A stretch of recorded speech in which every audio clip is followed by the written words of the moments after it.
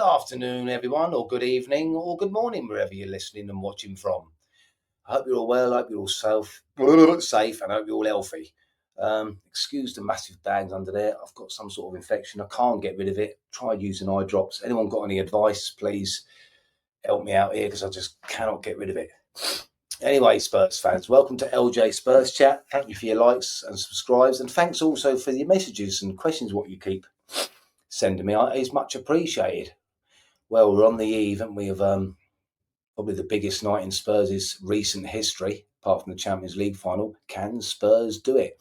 So what do Spurs need to do on Thursday night, Spurs fans? Well, first of all, I think they've got to believe, even though I think that Ange won't do what I'd like him to do, which is I'd start the back five with Danzo in central defence with Romero and Van der Ven, Porro and Udogie as wing backs. I think because if we can defend as a five and then meet him on the break, I think that's the best way forward.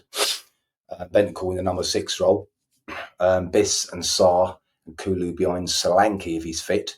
I'd actually like to see Mikey Moore behind Solanke, if I'm honest, because I think Kulu's been absolutely rubbish the last couple of months. I know you're all going to shout and say, look, he's done this, he's done that this season, and probably for the first 6 months of the season he was our best player, but he's been absolutely awful lately. Looks like he's running in glue. And I just don't think you can afford to play a player who's that bad at the moment, in my opinion. Anyway, I'm imagining that Ange will stick to his normal shape. So I'm geared up for a nail-biting game, especially on this plastic pitch. It does worry me, Spurs fans. But if we can avoid letting in a goal early, I'll be happy. But if we do, we'll have to watch the game from the toilet, I think, so I'll be absolutely shitting my pants. And it is Spurs, so I do expect them to actually let in a goal in the first 15 minutes. But to be fair, Bodo have got to score 3 without conceding. So if we do get knocked out, we'll have no one else to blame, will we, but ourselves. It's a massive blow having Bergvall out. And now Madders is out for like 3 months. Just sums up our season, doesn't it, to be honest? Something's got to be looked at, innit, Spurs fans, with these the injuries. I've never seen a squad hit by so many injuries as I have this season. I know some of them has been normal kind of injuries, which all clubs have, but the sheer amount that we've had, and especially the hamstrings, is a serious cause for concern. I think what I hope in the close season they do look into this properly, because something ain't right. Is it Ange's training? It might be, as he did suffer the same in Celtic and apparently in his other clubs.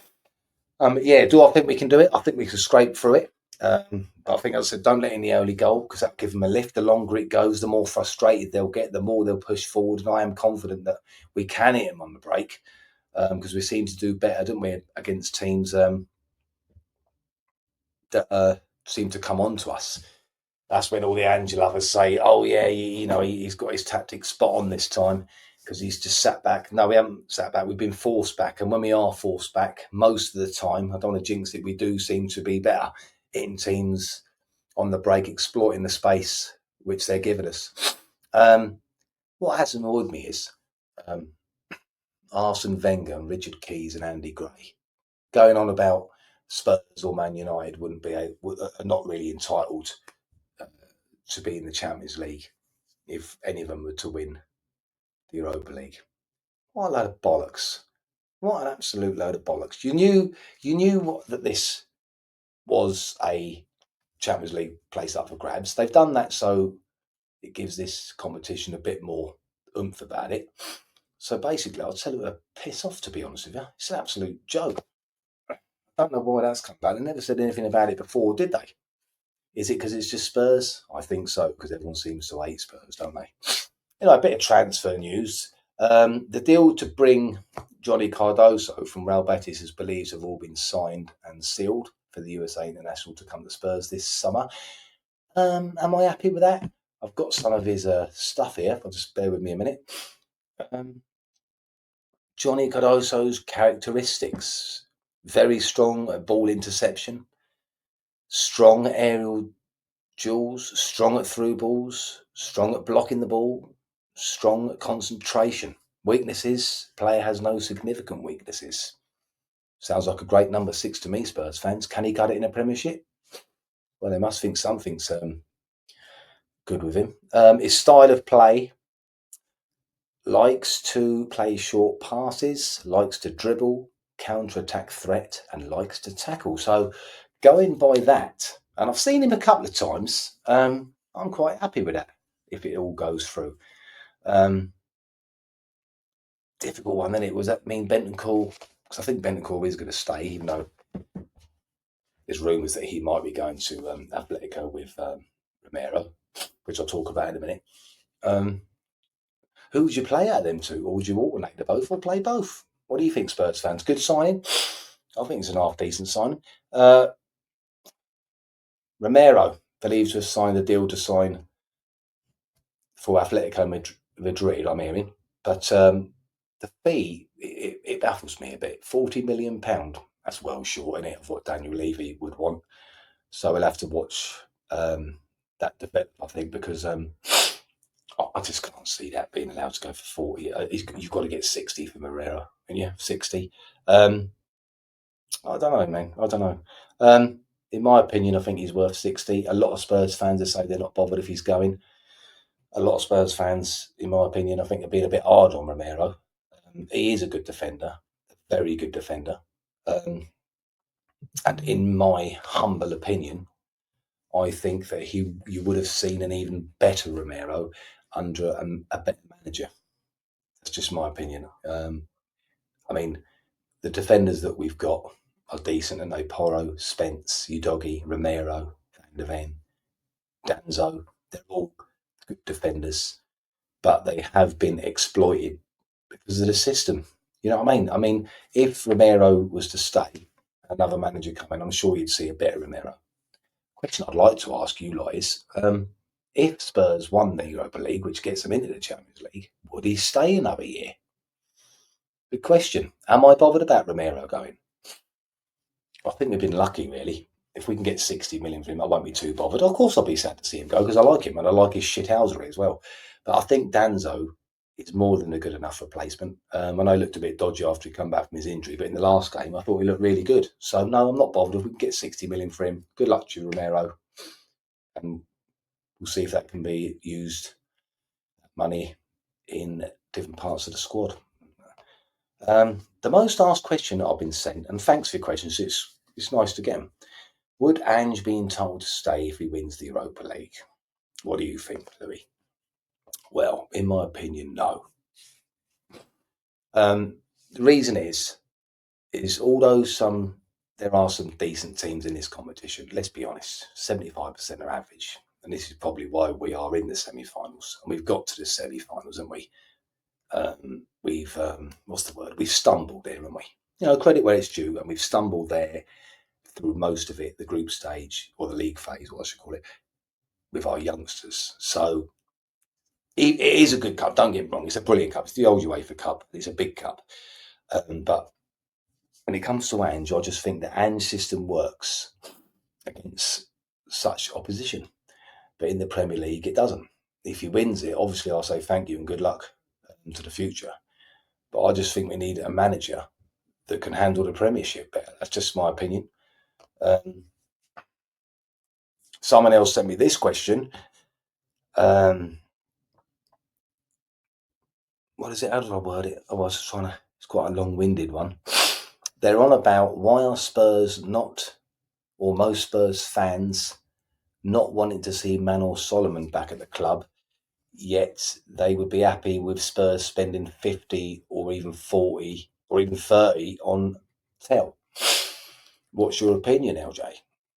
Well, my opinion is, I just looked at his, when I got this question, I got this morning.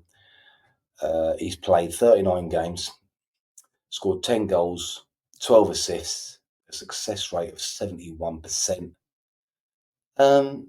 Should we get him and not have Tel? Well, in an ideal world, in my opinion, I think that they should not pay more than 30 million for Tel. And I think we should get Solomon back, give him a go. But listen, the stats are impressive from Solomon, and fair play to him.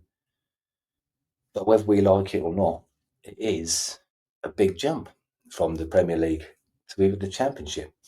So get him back, see how pre-season goes, and just give him another chance. I don't think it's a question of do we have Solomon and not Tell, or do we keep Tell and not have Solomon? I think it's a case of if you can get both playing to their full potential, I think we've got some terrific wingers there. I mean, what do you think, Spurs fans? Not much else transfer news. I see a few rumours, quiet rumours at the moment. The Spurs are going to be looking for another goalkeeper. So to put the pressure on Vicario, and I think that is right. I think as a shot stopper, he's fantastic. Kinski, in my opinion, is not ready yet. So yeah, if they was to go out and get another goalkeeper that's better at distributing the ball, then yeah. But again, it's all down to Ange, isn't it? I mean, this system, what he plays, he really wants a goalkeeper to be a like a sweeper, and he's just not made for that. Being an old school old fart like I am, I just want my goalkeeper to save the shots. But obviously, if we're in this system, obviously I would prefer a goalkeeper that can play a bit at the feet. But knowing our luck, we'll get a goalkeeper that can play at his feet and can't save the shots. So you either adjust your style of play if Angie's to stay, which he won't, or get a manager in that doesn't really feel they have to play out the back. Because I think sometimes Spurs are the worst enemies, aren't they? You get the ball to Vicario, he passes it to a fullback or Romero or Van der Ven, passes it to him in ridiculous situations, which Ange has said himself he doesn't mind doing.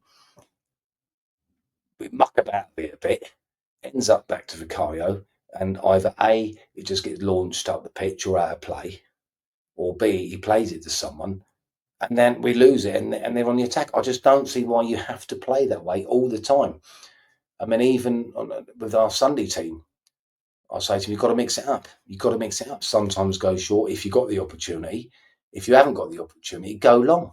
Do you know what I mean? I don't think you have to play out from the back all the time. So I don't know. I think we have to wait and see if Ange is still going to be the manager. But I think if he is going to be the manager, then he will have to get another goalkeeper because he will stick to his system. He won't change it, Ange. We all know that by now. No, not much else, Spurs fans. I just thought I'd put a little bit of thing together as I had a bit of a loose end after work today. Any questions, keep them coming, keep the likes coming, keep the subscribes coming. And hopefully it'll be tomorrow night, probably Friday night. Because I don't like coming on live just after a game most of the time because I think I'm too still in the zone of I'm not thinking properly straight after the game. So let's just hope we can do it. And hopefully we'll be in the Europa League final. That's all for now, Spurs fans. Go on, you Spurs.